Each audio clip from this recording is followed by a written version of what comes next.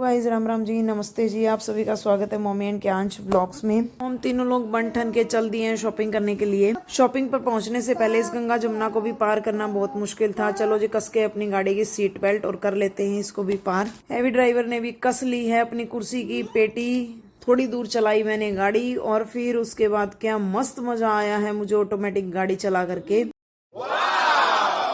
यहाँ मेरे पुत्र को ये हो रखा था कि मेरी मम्मी मुझे लेकर क्यों नहीं बैठ रही है, वो अकेले ड्राइविंग क्यों कर रही है, साथ में मैं भी क्यों नहीं कर रहा।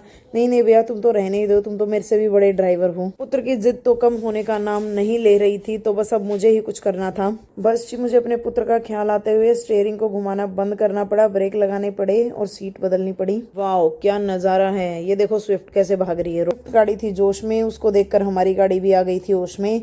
बस भगा ली हमने भी अपनी गाड़ी जल्दी पहुंचने के लिए।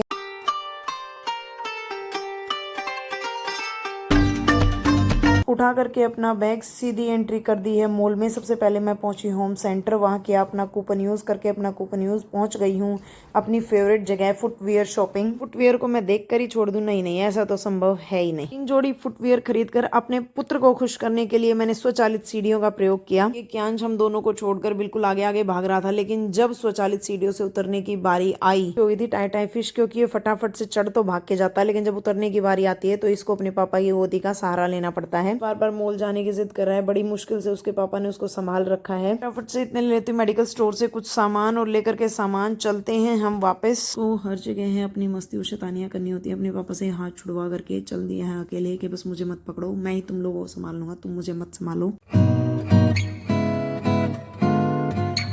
बहुत चल लिया है ये पैदल, अब फिर से ये बोल रहा है कि मुझे गोदी में उठा लो, मैं थक चुका हूँ। लो जी, ये दिग्गी क्यांश को अपनी सबसे ज्यादा पसंदीदा चीज। आप सभी को पता है कि वो पानी को देखे बिना नहीं रह सकता। बस आ चुका है इसके पास, अब थकान गई काले चने लेने। क्यांश को घुसना था इसके अंदर, बड़ी मुश्किल से मना करके इसको बोला गया नहीं जाना नहीं जाना, तब ये थोड़ा सा माना है, वरना ये इसको झुक झुक कर देख रहा था कि जैसे ही मम्मी पापा की नज़र हटे मेरे से और मैं फटाफट से इसके अंदर घुस जाऊं। तो भैया हम भी कहाँ इस पर से नज़र हटाने वाले थे।